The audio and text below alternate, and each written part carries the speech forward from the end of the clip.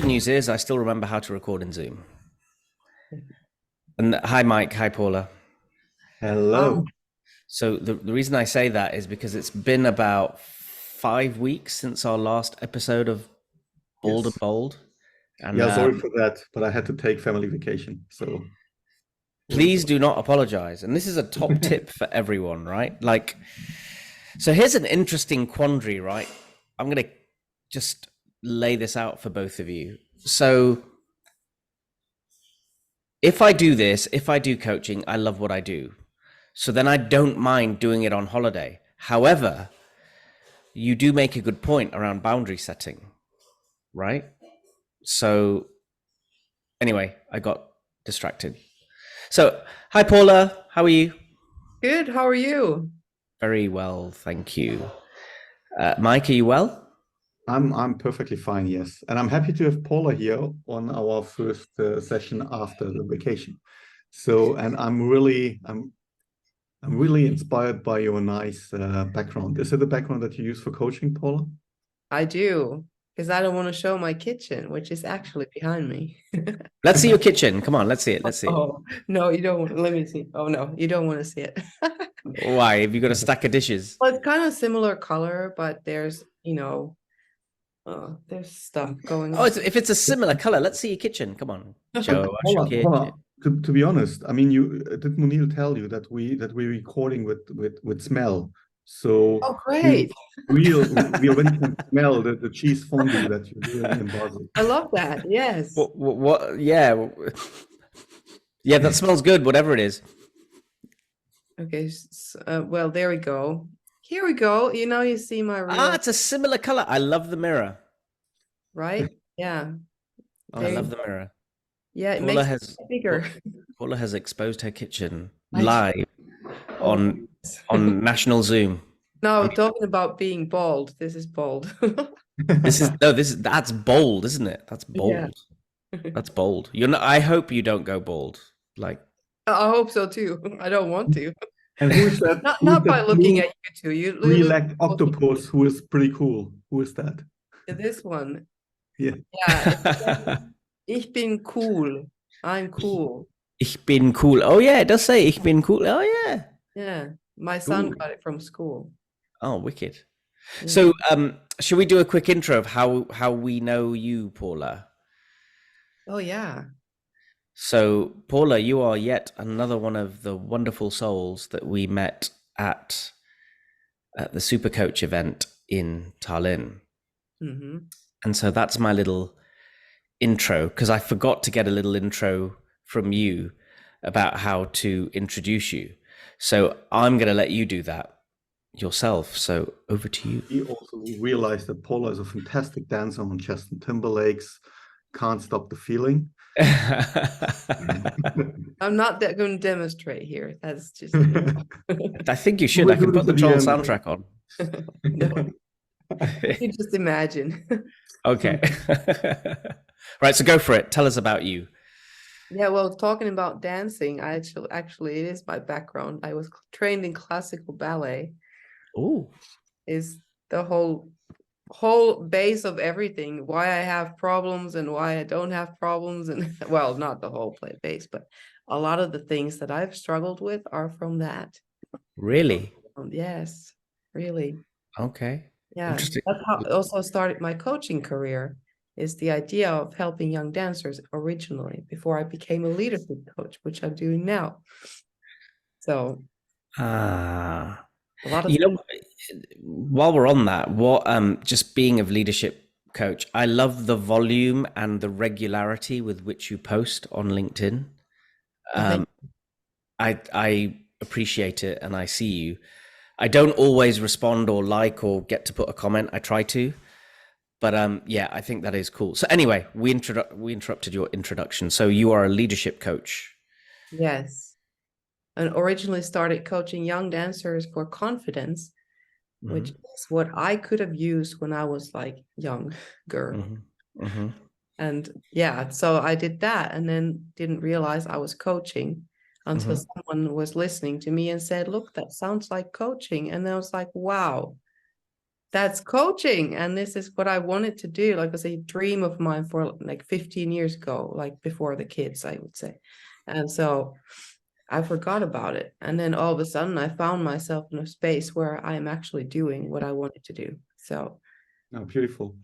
yeah, exactly. That is beautiful. That's awesome. And do you have, I mean, I guess leadership coaching sort of covers it, but do you have specific types of leaders or specific industries that you prefer to work with, or is it just anyone that is a leader, whether formally or informally? Just anyone who's a leader, because the main characteristic that is needed is being open and being, pretty much open and ready to be challenged, to want to grow and want to become a better leader, with wanting to make a better and more positive impact. And that's actually why I do work with leaders, because they do have such a big impact on so many people, whether they realize it or not, they do.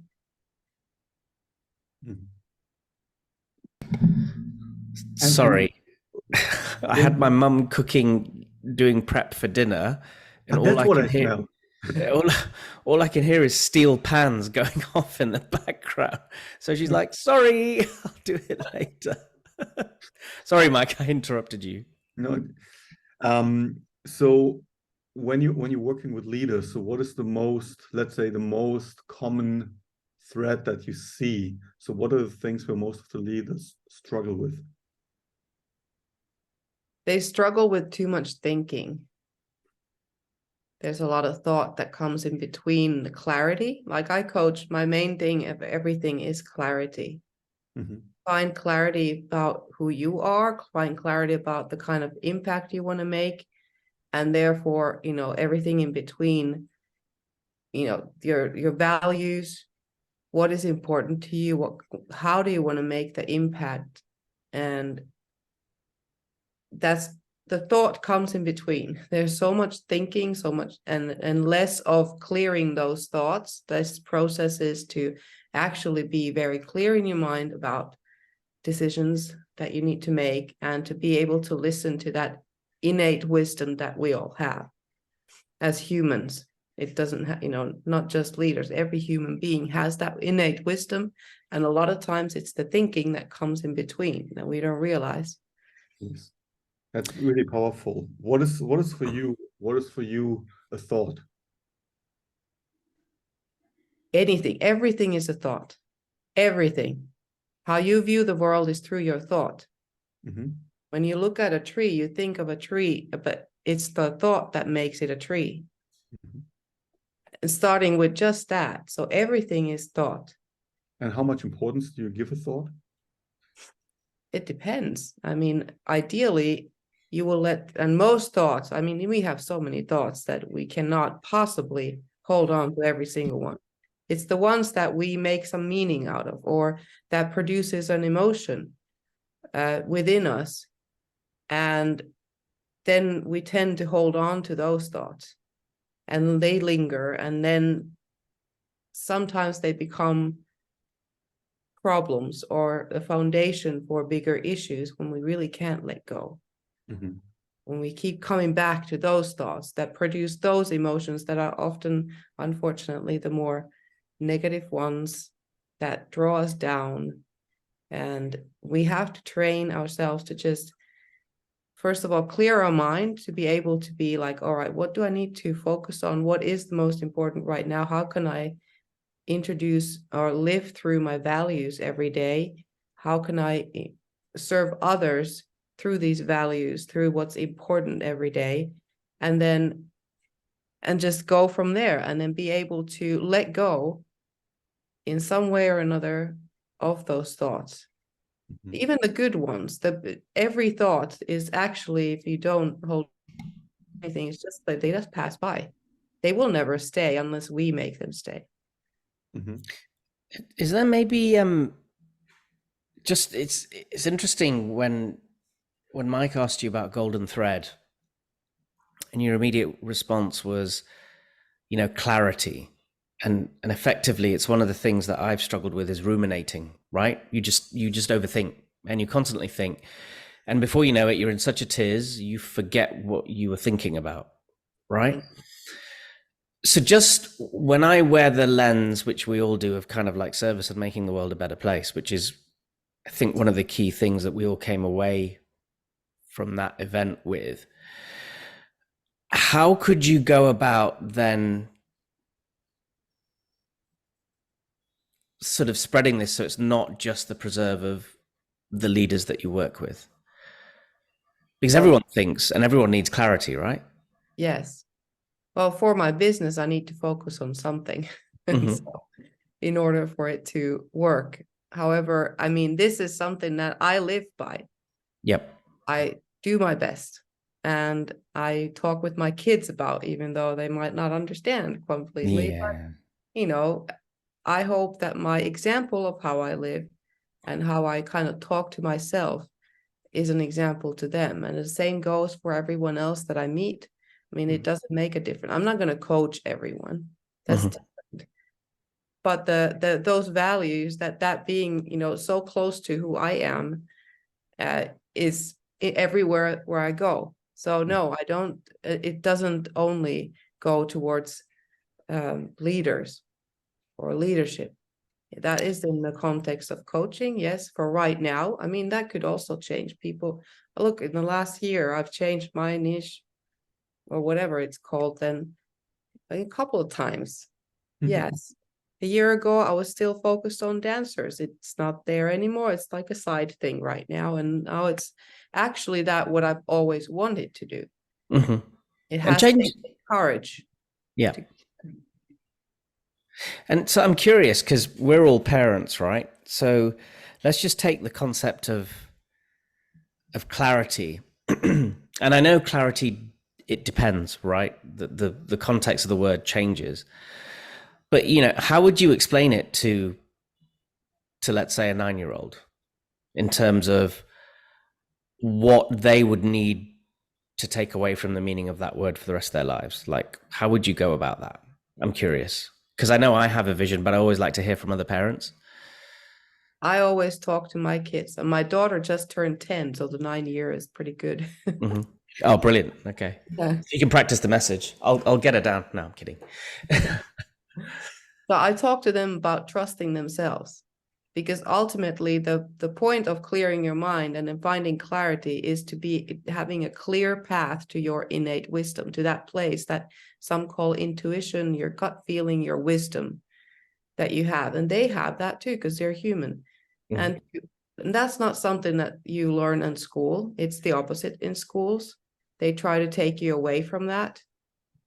Not to, you know, schools have a purpose as well, but that's one of the things that do not get encouraged in school, is to follow your own thing. And that's what I've been talking to my company name, actually, the registered name is TIM. This is me. And one of the, when I figured that out, well, it was a little earlier, I guess, the film, The Greatest Showman, was out. Oh, I love it. The song, yeah. That's like, I sing that to my kids. So I'm not going to sing to you. I sing to my kids. And I was like, yeah, this is like, trust yourself, be yourself. My son especially is like, he's 12 now. He went to secondary school. Ooh, that's another world.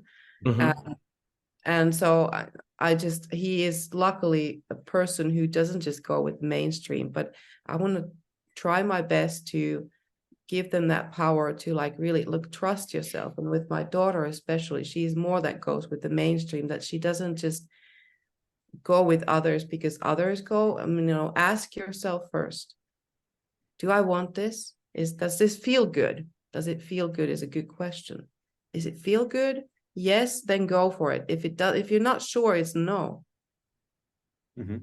And that they learn to listen to this and clear their own mind, so that they have that path open to listen to themselves and to listen to their heart, to know this is right for me, and to go for their own dreams and trust that their dreams matter. That matters the most. Everybody has their dreams and they matter to them, but your dreams matter to you, which is not something I lived like, you know, my whole. No. So how were you raised? Well, I guess, I mean, I was raised kind of like, I don't know, there was no guidance. You know, nothing for this direction, not to this direction, do whatever you want, but nothing like encouraging you to listen. I guess it's also the generation, like my parents. If I talk like this to my parents, they're like, what are you talking about? Yeah, so this is different. However, it's a conscious choice for me that with my kids, some things that I didn't experience, I want my kids to experience.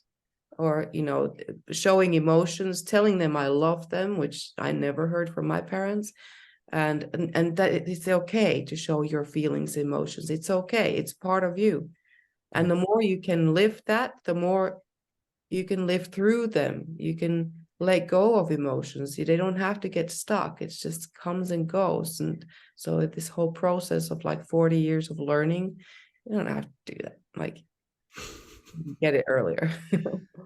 It's interesting, you know, when you say recognize your emotions, because I've got, so the 9-year-old and the 5-year-old, and, you know, they are at that age where emotional regulation is needing to be there, but isn't, especially with the older one, right? It's just, in some ways, I love, you know, I love the fact that they do it, because they do what I could never do, which is just say it how it is, or just say what you feel. And I think as they get older, they will do it the right way. It's a beautiful skill to have. I see it in my friends. You know, you get friends that are just direct and friends that dance around, right? Mm-hmm. But it makes parenting them really hard, right? Sometimes. So I heard something. I'm listening to I've forgotten her name. Ajit's wife. Nita. Nita. Yeah, I'm listening to Nita's book at the moment. So, you know, that sucked. Now what? And what they do is they have a corner in a room where when their 3-year-old goes a little bit crazy, you know, they have different faces of feelings, and they're teaching him to recognize his feelings. You know, that's stuff that we never learn. And certainly, I don't know how it is in Switzerland, but, you know, here they are starting to talk about it in schools, but I'm still quite vocal with my kids, and I know they'll do well, right? And I'll keep them on the right path. And I say, look, you have to go through school.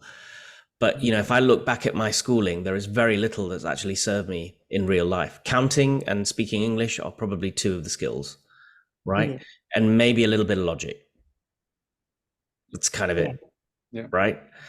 I mean, that's all what school is about, unfortunately. Because it's still built on the same system since 150 years, where during the industrial age, you had to learn to be able to communicate or to write, and to be able to do math. So this is the only thing. And if you look at the school system, it's still the same, right? So these are the ones. These are the let's say the classes that has the highest value. Also for you if you want to pass and want to go on, but it has nothing to do with life anymore, because we're not living in that age anymore. And I think it's a pity to see that. So I don't want to give a rant about the school system, but if we look at the time where we are in now, also with artificial intelligence and reaching mainstream, what to do. The first things that I read when this year, when ChatGPT all of a sudden became a mainstream thing, how can we avoid kids using that to write their thesis or their homework, right? Instead of trying to rethink of what school actually should be, and focusing on exactly what Paula also said, on what are the values that matter in today's world. So no one in school told me how to do my taxes. Nobody gave me something about learnings about financial literacy. All that stuff you need to learn later by yourself, and you do all those mistakes. Coding would be highly important to learn in school as language. But they still do. I mean, you still have, even in Germany, some schools who the first language that you learn is Latin. I mean, what? Really? Dead for a while. Yeah. Yeah. Oh no, I use it every day. I don't know what you guys are doing. You know, I order my Starbucks in Latin. It's pretty cool. Latte Maximus, you know, all that sort of stuff. So, but you're absolutely right. And the challenge, look, one of the values should be curiosity, right?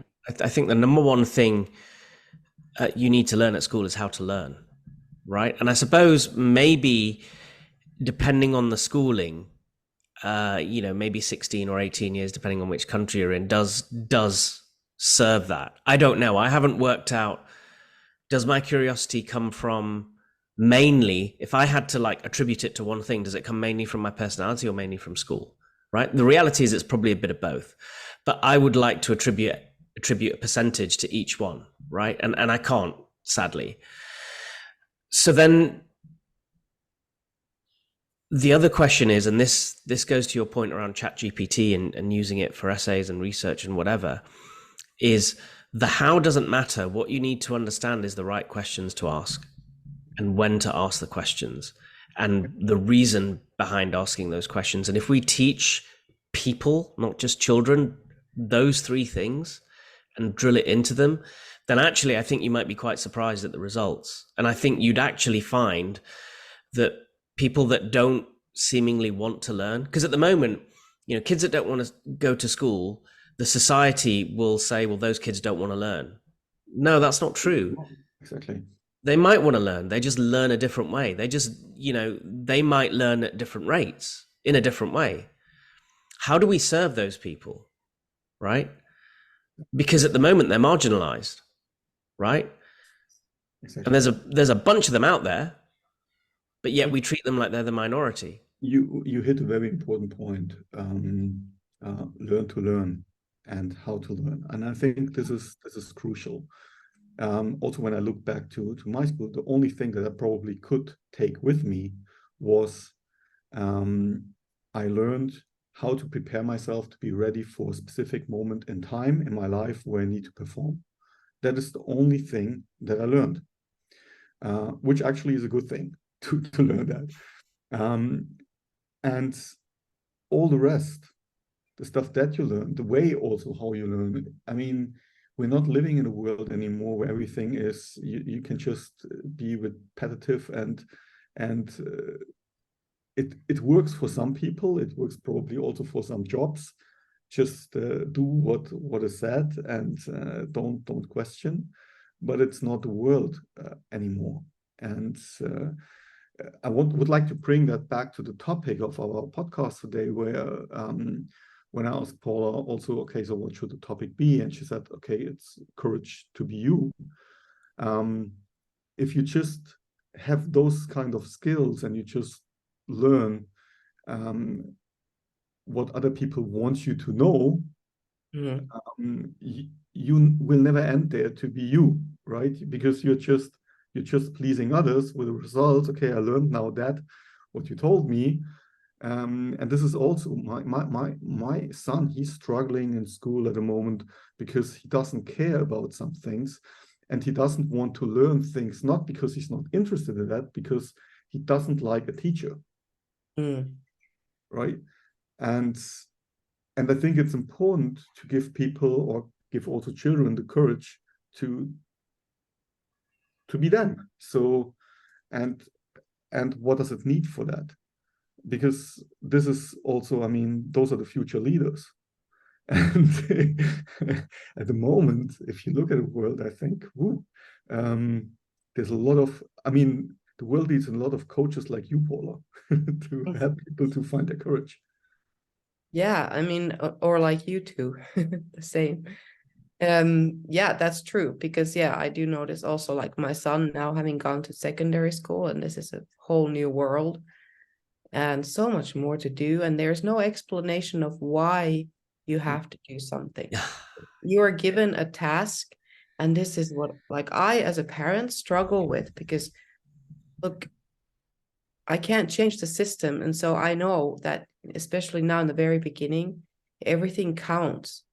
you know, that you make your own reputation, so to speak. And now he was given this task, which is like, I don't get the point, and he doesn't get the point. And so it's a struggle. It's like, I don't know why you have to do this, but it's because your teacher told you so. Yep. And how do you then encourage him to, because he himself, he has absolutely no interest in doing that task. Yep. However, yes, here, you know, wherever he's in school, that counts, you know, you show up. And then one thing is, yes, you know, and I've been telling him, it's like, look, also me running my business, I don't like everything, every part of running a business. Like if I could give the bookkeeping to someone, I would do that right now. That is a drag. And I need to change my attitude towards that too. But I was telling him that as an example. And he was, because he always hears me talking about, well, this is what I was born to do. This is my purpose. This is who I am. And then he was like, well, aren't you doing like what you love to do? Like, isn't your job what you love to do? And it's like, yeah, good question. But binary.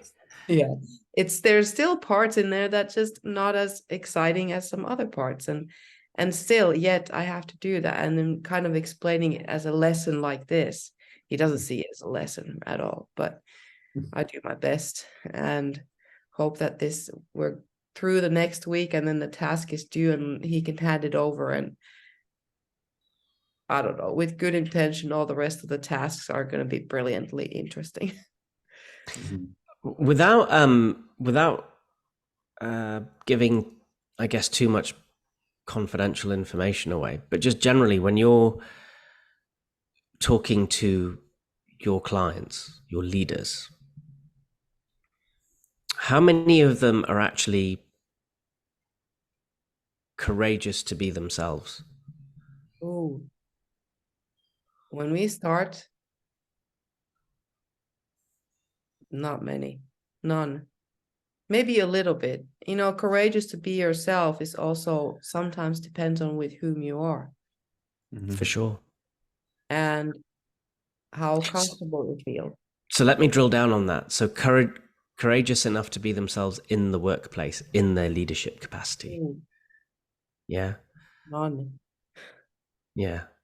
It's always space, and it's a revelation to start revealing that little bit.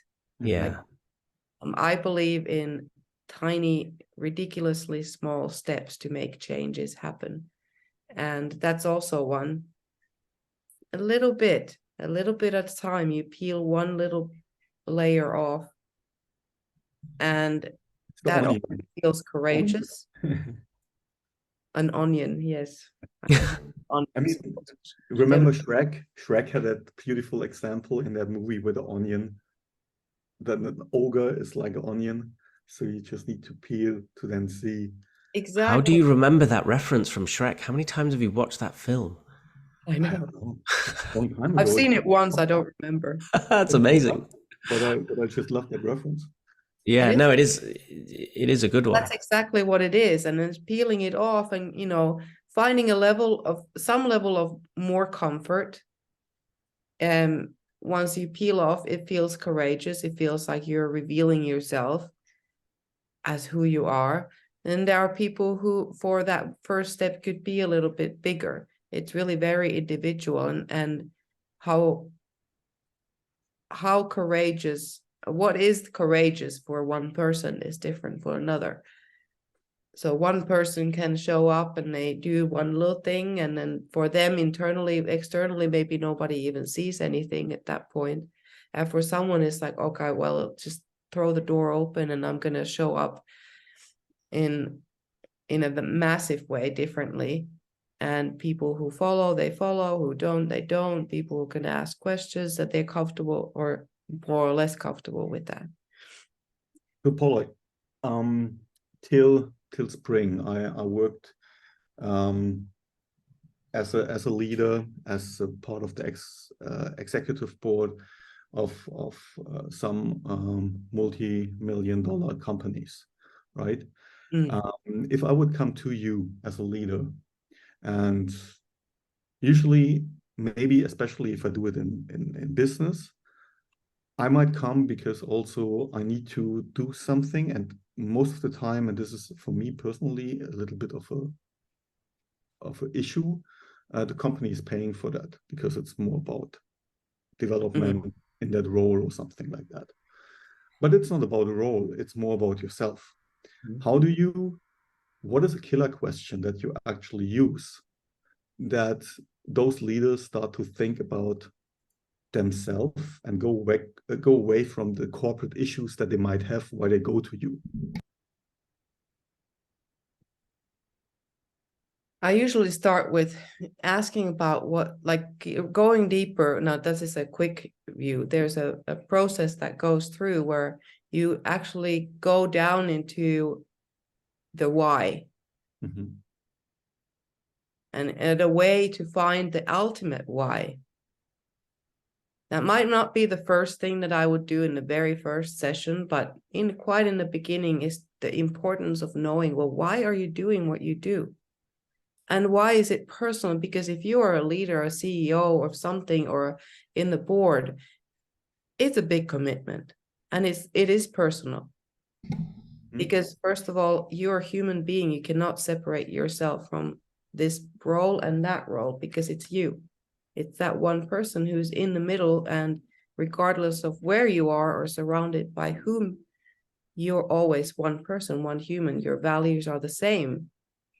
Your how you wake up in the morning, you're at home, will carry over to your work life. You cannot just close that door and open another and keep them completely separate. You can't, because you cannot divide into two. Though to realize this, your work, in order for you to be a really extraordinary leader and to be able to grow more, it is personal. So what is your why? Why are you serving here? And why do you want the impact that you want? And why are you being, why are the values that you carry your values? So to get to the bottom of the why, and I use, it's not from me, I've learned this questioning technique from several places actually, and it's called the 7 levels deep. You keep asking, well, why do you want something? Why do you want this impact? Or why are you here? You come up with the first answer, which is usually quite superficial. Well, either it provides a good income, or I like to be leading other people, something quite general. And then you ask, well, why is that important to you? Why is that first answer important to you? Why is earning so much money important to you? Why is being able to be in a leadership position important to you? Why is, for example, this company important to you, if that was the answer? And then going further, 7 times, it gets hard. At some point, you don't find any more surface. You have to go under, you have to go within. Yep. And that's a powerful, powerful exercise. Not everyone, sometimes you have to do it a couple of times and leave a little time in between to process, because not everyone is. I had one who was not ready to. They kept getting stuck at like the 4th level or the 3rd level, being, well, but that is the why. It's like, oh, go deeper. It's like, our planet has the surface, and it got under the surface, all the oceans, huge. That's what we have too, is the surface level, and then we go deeper, we go within. The thing that came up for me when you talked about that 7 levels is actually distance running, right? So, I took up running to feel better from an illness. And then I just started upping the distance. I'm somewhere around half marathons now. And it goes back to something that you both said, or we all said, about layers of an onion. When you've been on your feet for, let's say 2 hours, just pounding pavement, right? And you're kind of like somewhere close to the end.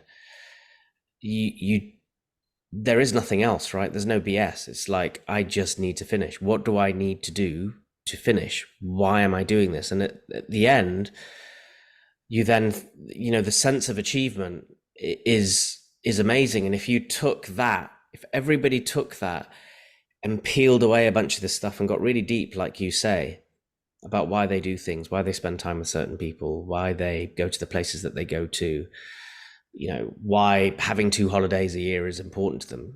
If it's important to them, and this is a great example, if it's important to them because they want to experience different things as many times a year as they can with their family and their loved ones, great. If it's a distraction from life, right? I have money, so I'm just going to go away when I have free time because I don't want to be around, then there's a very different reason. And you're not going to get to that reason unless, like you say, Paula, you do that level of introspection that says, this is why I want to go on holiday. Now, we don't have to get deep and philosophical about everyone's holiday booking habits, right? But the point you're making is that this is not just something that leaders benefit from, right? It's always good to question ourselves about why we are doing things. What is the motivation? Because often you can release yourself from stuff, right? And actually get attracted to other stuff that is more for you once you understand why. And then this is heavily tied into your values. What are your values? I remember my values like 6 months ago were confidence, productivity, and wellness. Now they're love, service, and fun in 6 months.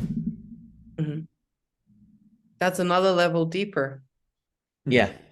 It is. And those are the things I've also learned I've redefined my values, which I've done a few times.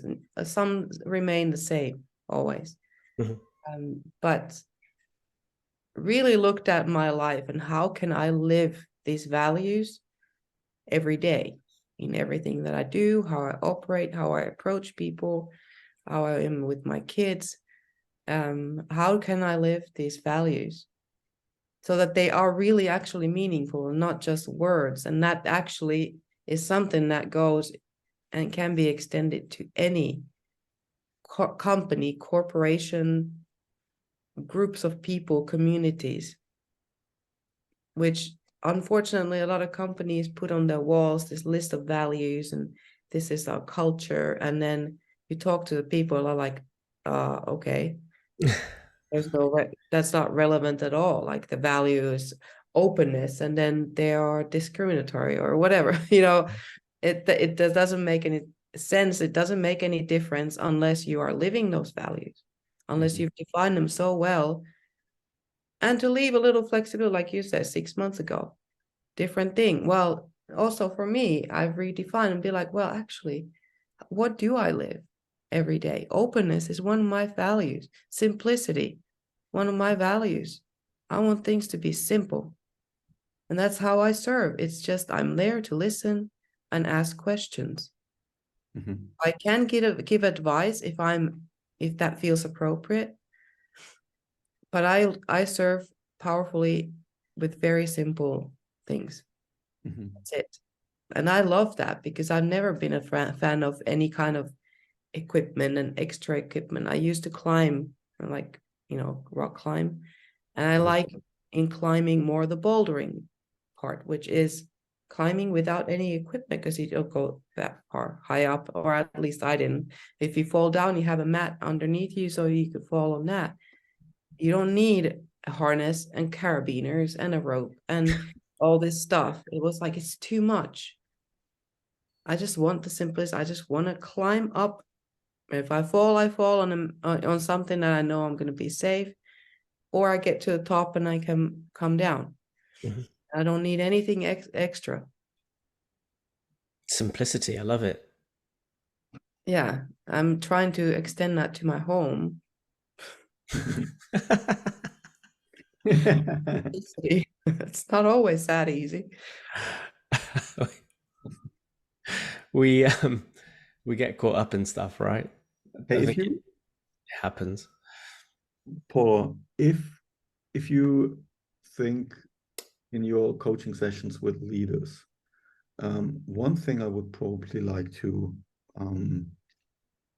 go a little bit deeper would be the fact that I assume, also like in the beginning, that most of the time when people come to you, I mean, they're really on the outside, on the surface of everything. So they haven't looked deeper. right? And what I saw, and I don't take myself out of that, because being a leader for over 10 years, I was addicted to external applause. Mm. And I think that's a big issue for people, because all the external applause that you need to function keeps you distracted from looking inside and going deeper, right? Because that's what you need. Well, not necessarily.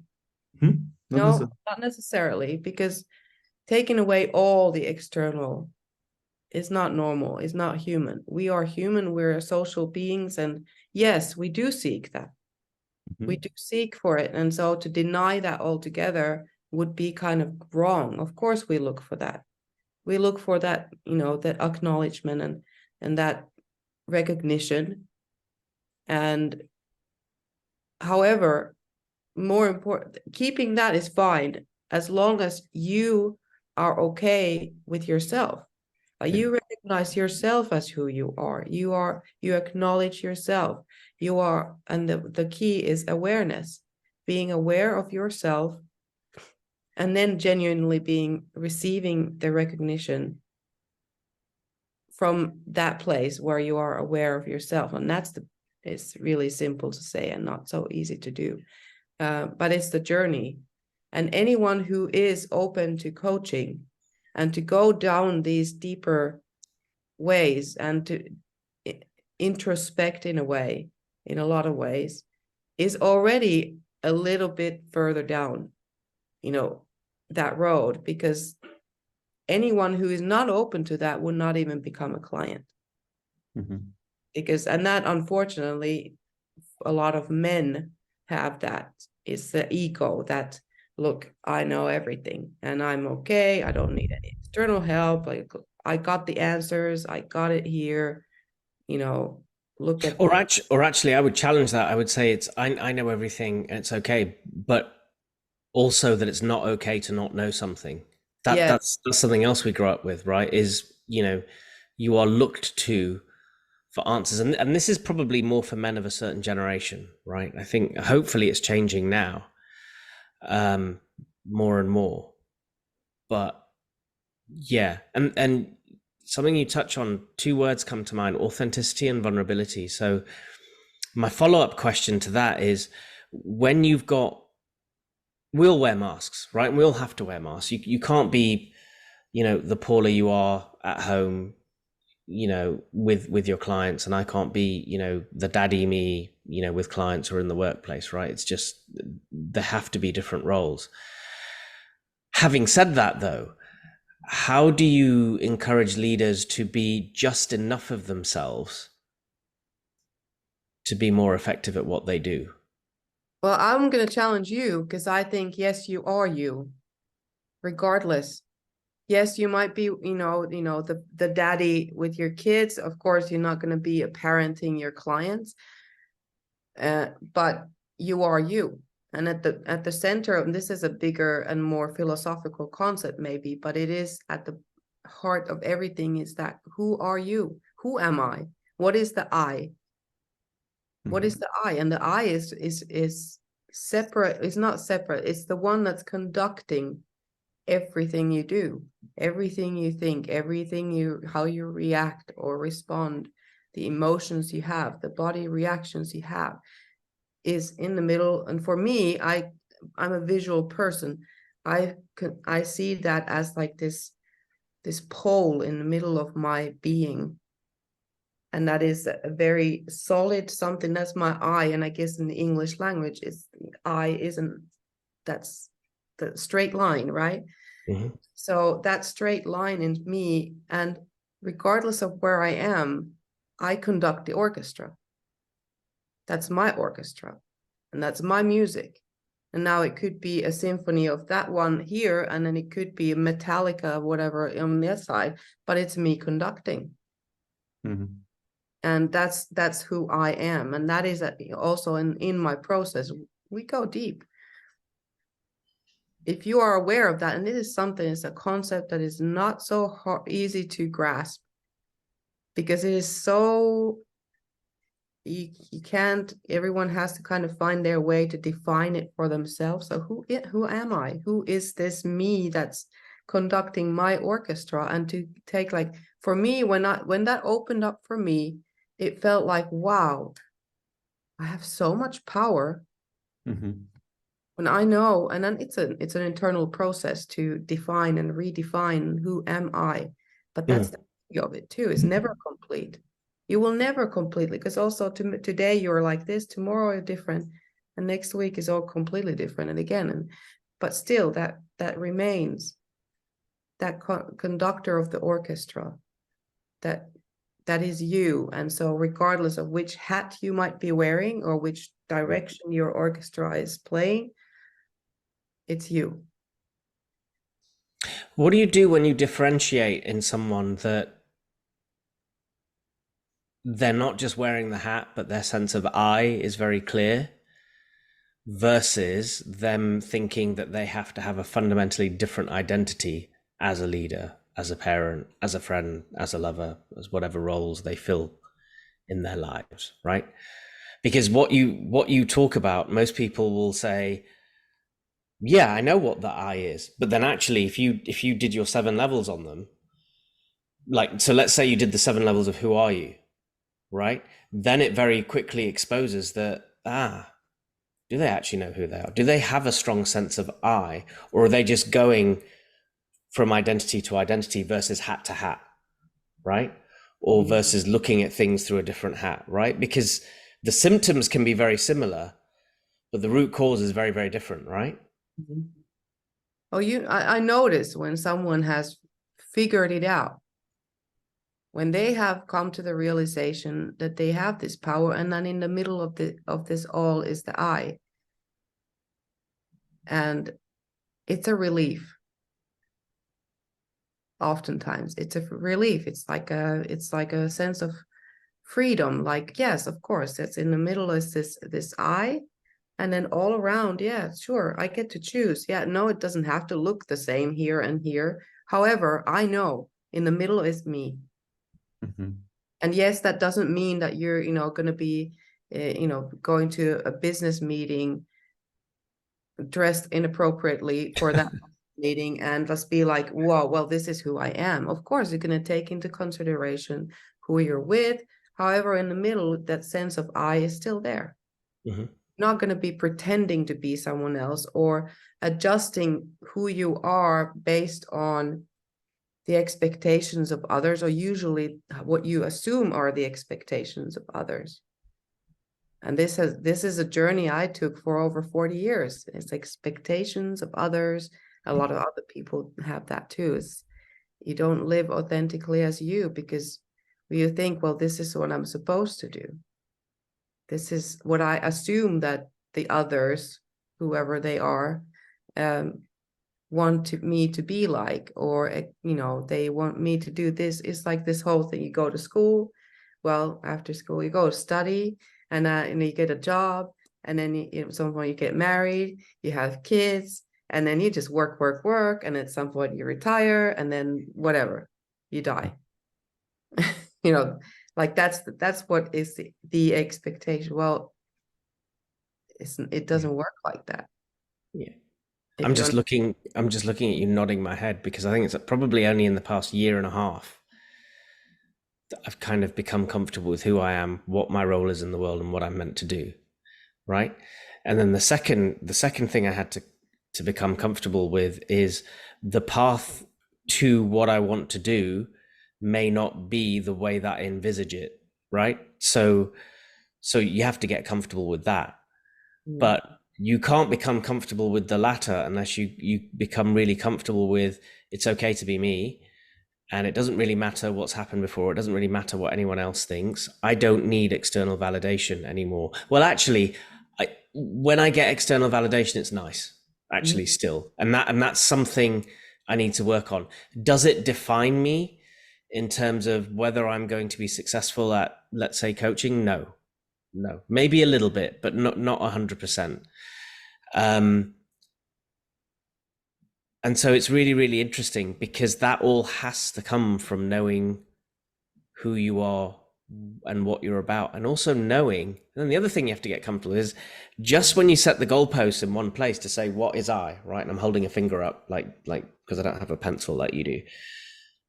You also have to become comfortable with the fact that that I is going to change. And it's not just going to change over the course of time, it's going to change depending on the situation of life that you're in or the season of life that you're in, right? And again, you have to be really, really careful to differentiate. There's nothing to do with external influence, right? This is all to do with your sense of evolving identity and persona and values, because it's all interlinked, right? Yeah, so that was just like a massive brain fart that I just had to get out. You just inspired me into saying that. Don't swallow those brain farts, T. No, all good. Don't swallow the brain farts. Yeah. I love it. It also brought something up for me, because when you said, I mean, it's important if you know who you are, but it's also very much important that you know who you are not. Because yes, at the moment, since I'm out of my job, and I have now that vision. I would like this is what I want to build. This is who I am. This is what I would like to do. Sorry. And there are on the ways, all those on the way, always those kind of let's say distractions happening. And I must lie if I wouldn't get offers at the moment to do something else, and hey, join me, we need someone like you in the company or something like that. And I learned in the last couple of months to pass on something, because I thought, okay, this is just a repetition. So I don't want to do this because it doesn't bring me further. It's just, I do the same thing over and over again.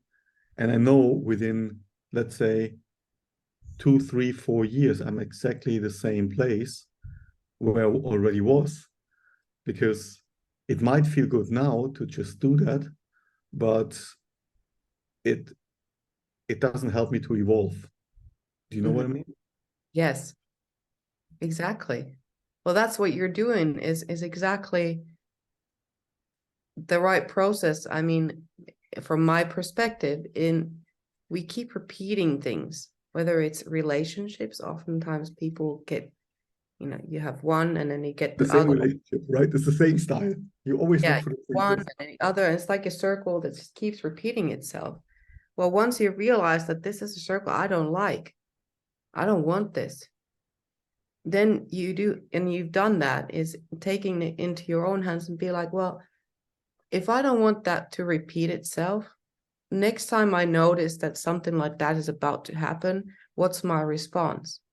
What is the response that I choose then to take that will take me to a different place? Just Paul, to be honest, and I already apologize for my swear words. This is fucking scary. Yes. I mean, I'm scared as fuck of what will happen in a couple of months from now. I've got an invitation for you, Mike, right? So you, if I may offer this, right, and Paula, jump in here, right? So I've gone back to employment, right, for a couple of reasons. Firstly, because that 2-month situation that you're looking at happened for me, right? And then I questioned, I looked at myself and thought about change. And I thought, right, I'm going to have to change my kids' school because they go to a fee-paying school. I'm going to have to change. I'm building this business. It's a change of career, probably going to be, it's too much change all at once. It's too much change all at once. And then this offer came along and I thought, okay, this is interesting. And it's doing what I essentially did. So I could have gone into thinking the pattern of, oh, it's doing the same thing again. Except it's not, because I now know what I'm meant to do. Whether I do it as a side hustle, whether I do it full time at some point in the future, I don't know, right? I would like to do it full time. But my point is, now I'm doing what I do at a new place with a conscious awareness that I've probably never had in my entire career, certainly not had in the past 2 years. So when you say you're fucking scared, I get that, right? But what is the gift that you could find in some of these opportunities, right? How can you look at them, or can you look at them differently and say, well, okay, because at the moment it sounds quite binary. If I do this, if I take this offer, I'm going 100% away from what I want to do and what I think I want to do. But as we all know, life isn't 100%, right? It's not black and white. There's a bit in the gray. So I guess my invitation for you is, if you really introspect, now it might be that you've looked at these opportunities and thought this is exactly the same as culturally and the same shit as before, in which case fine. But it might be that one of those opportunities might come up in the next 6 weeks, and rather than just carte blanche autopilot dismissing it, what if you got curious and played with it and said, well, okay, what's different? What could be better? How can I use this to fill my end game in life? Because one thing I think we all have in common, and one reason why we all magnetize to each other, and we always will, is because we are now building that awareness of, I don't know what I don't know, but it's going to be fun finding out. Right? That's exactly the thing. So I hear you, Moneel, and these are also the thoughts that I have when I got some of those opportunities. So I evaluate that. I'm pretty sure of what I don't want to do anymore. And I also made for me a calculation to say, okay, this is how long I could somehow survive, right? So keep the standard.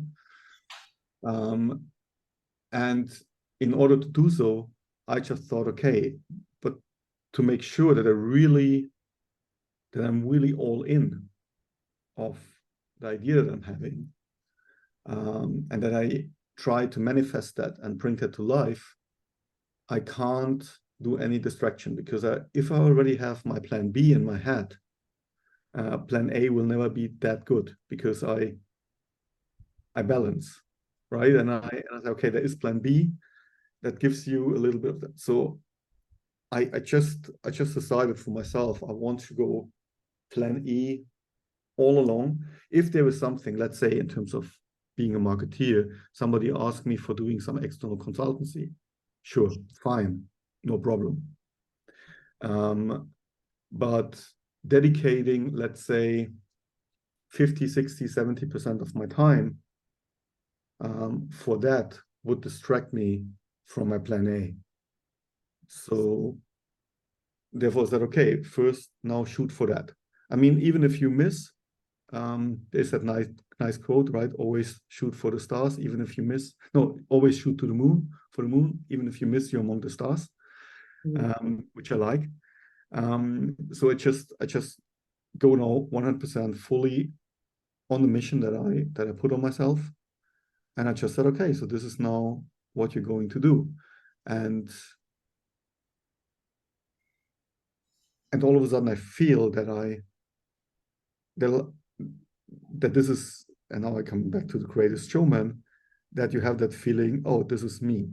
Because in the last 2 weeks, since I'm fully committed on focusing now on that, it was the first time that I dreamed about that I had it, that I was working through it somehow in the night. And I wake up in the morning and I say, okay, so now I need to put my energy on that. Here, need to put my energy on that. And so far, even if it's scary, and it's really, really scary, because I mean, yeah, I live in Switzerland and my money runs out in November. So then income needs to happen. It's very interesting to see how now things develop if I really focus on that. And then I don't know if it works with that courage to be you, what we said as a theme, but I just said, okay, everything that I do now at the moment, and this is a promise that I did to myself, Everything that I do, I evaluate with my inner child, and I just evaluate if this is the thing that is close to my values. And if there is something which is not, if there's one thing, I just say, okay, no, then not. So Paula is a coach.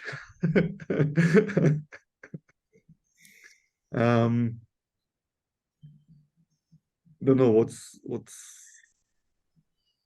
how do you react on that? One word that comes to my mind is trust. Trust. What I hear is that you have a vision and you have a why. And the only way to really find out how that's going to work is to go for it and to trust that, look, this intuition, this is strong. Not that you will close doors to all other things. Okay, no. You know, what if you get that consultancy job that just helps you, for example, you get to do something you choose to do, and you know, get as a side product, it helps you to give you some freedom to, you know, get some more time, because yes, you know, running a business, this is exactly what I'm doing, and man, I have to tell you that you do have sleepless nights. However, whenever you run into doubts and that, you know, these questions that run in your mind about how is it going to happen and when and all these, where you really don't have the answers, is to know, okay, well, my mission is bigger than this. You keep yourself focused on that, something that's like beyond, and be like, all right, well, that's the thing. Like, for example, right now I've been working with the clients of having a vision for the end of the year. These next 4 months, what is the vision for that? So that will keep you focused on that bigger vision, and then allow, of course, you do work that you said you're consulting your inner child. That's great. Keep doing that and trusting. Use the vision, and then break it down into chewable milestones, right? So use the vision as something that will get you away from that state of fear and doubt, because that will come all the time. And then again, like okay, no, fear, doubt, sure, they're coming, but my vision's there. That's what I go for. And this is why, because that's important. And then, you know, not to stupidly just, you know, close your eyes from all the rest of the world. You know, you take the signs, you take the help, you take the assistance, and you listen, and you listen especially to your inner child, because that's the inner wisdom you have. And to take those puzzles and allow magic to happen. And, you know, maybe these opportunities that come along, maybe they're the gifts. Maybe that's I'm going to give you some breathing room, even if it's full time. You know, you can call the shots in a way, right? You can say, okay, well, I'm going to do what you know, I've always got the trust that whatever my goal is, I'm going to do it, right? I always have that trust. That's innate. That's in me. And then there's another side of you that says, okay, I don't need to be a CMO anymore. I might just take I spoke to a guy who does operations of some sort. He used to run territories as a sales director, right? But now he runs the operational side of it, right? So he made a conscious decision somewhere. And so it depends, I guess it depends for me, it depended on the lens of which I look through these things. So I'm absolutely going to do what I do at some point. I'm absolutely going to serve the world. But part of my service is serving my children as well, right? And so for me, it's not binary. It's not this or this. And, you know, Ajit has said this, and Paul, I'm sure you remember this. He goes, you know, we get conditioned to say it's one or the other. You can have the career and the success, but not the home life. Or you can have the home life, but not the career. Well, no, fuck it. You can have everything. Why? Because you define what everything is. But unless we're all clear, and this goes back to what you originally said, Paula, unless we all have clarity around what good looks like. You know, I love the idea of having my own coaching business and doing whatever. Am I going to do it at the expense of the lifestyle I have at the moment? with my kids? Fuck no. But 3 months ago, I was like, yeah, I'm all, you know, and my thinking changed, right? So also I see people put a lot of pressure on themselves, right? I've got to start this business. I've got to do that. I've got to do that. Just relax, man. Just like Paula says, just listen, just trust, just listen. And that's all I did. You know, I listened and I was like, okay, I quite like the lifestyle I have, right? But I also love doing this, right? So how the fuck am I going to make it work? Well, the how will come to me. All I need to know is that I need to make it work and I want to make it work.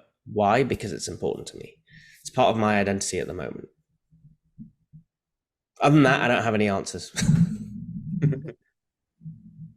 Well, the thing is, then that's the hardest part, is that everyone has their own answers. Yeah. Your vision, your mission, and in your dedication to your work will make the difference. Your why. For example, for me, it's absolutely important that I can be here, since I'm now divorced and the kids are here every other week. I want to be here with them. So having a job that would deny me of that freedom, it just doesn't work. Because right now, I mean, at some point they will be bigger and they will have, you know, less of a need to have me around, maybe. Sure, and then life will change. But right now, I want to be here when they come from school. Yeah. And to support with homework, with everything else, and be there. And they really appreciate that. And that's very important to me. And this is the thing, this job that I have, you know what's really awesome? I don't need to go to the office every day. I can wake up with my kids when they're with me, right? I can pick them up from school. I can drop them off. The only thing they don't have is me to have a fun time in the middle of the day, right? But I have all of that flexibility and someone else is paying the bills for me at the moment, right? All right, I'm working for them. And then I get a couple of hours in the evening to work on my own stuff. So I had this conversation with myself and thought, okay, this works, you know? But again, you know, it goes to, you're really, really clear on what's important to you, that time with your kids. And this is the same thing I had is, okay, I can try and build this business and maybe be moody and maybe, you know, negativity comes out. Maybe that energy then transcends to my 9-year-old and my 5-year-old, or I can give myself some breathing room and say, right, well, we have a good life because, you know, she's going to be a teenager in 3 years, although she's going through pre-teenager. The other one I've probably got 7 years with. Then they're going to disappear on me while they're teenagers, and then they'll come back. So it's just about engineering your life on that journey, right? And so that's the big epiphany that I've had over the past, you know, couple of months. So, yeah. I feel like Paula's coached us. Yeah. Do you think she's going to send us an invoice? I'm a bit scared. She looks expensive. Yeah, well, I'll make a deal for you too. Exactly. No, I think for Mike, the thing is also like, I don't know exactly like in which direction your business is going. We will have to talk about that anyway. Yeah, exactly. But, you know, to also be like, okay, are there already clients out there that I know I can, or, you know, am I still in the phase of like, I need to build my network, or where is that? I mean, you come from a business background. Maybe you already have some people in your mind or in your vicinity that you're like, all right, well, I have, you know, I know that there's some that I can start with and then build from there, because that gives you a sense of like security and comfort, and be like, all right, I know, you know, in the beginning, this is how I can start, and to kind of have the first step in mind. What's my first step? You don't have to have 10 steps in mind, just one. Because that one step will reveal the next one, and then the next one. We often get into that cycle. We have to know all the steps. Well, you can't know all the steps. And even if you did define them, well, they will, you know, the first one, yes, that one you can define quite specifically. But after that, look, it all depends on the first step. What happens? So the second step is already out in the air, and be okay with that. That's the hardest part, is being okay with that not knowing. Absolutely. Absolutely. Cool. Yeah. It's pretty powerful. Talking to myself at the same time. Yeah. Well, you know, this is the gift of coaching, right? Is when you advise or when you're asking your clients questions, you're also asking yourself the question, thinking, oh well, shit, what would I, you know, what am I doing on that? What am I doing about that? And so it's a beautiful profession, Yeah. because you're always introspecting, you're always learning, and actually you're always learning from your clients as well, right? Different people. So yeah. So, hey, look, Paula, if there's one final thought that you want to impart on our audience to leave them with, what would it be? We talked about vulnerability. And I'm just going to leave it at vulnerability is the door to connection. Oh, that's good. Lights, camera, action. That's awesome. Where can people find you, Paula? I'm active on LinkedIn. So LinkedIn is the best place to get to know what I do or my way of doing what I do, which is sometimes a little different. Yeah, that's the best way, actually. I do have a website, but I would actually suggest to go to the LinkedIn site because I post 6 days a week and I share stuff. It's good stuff. Thank you.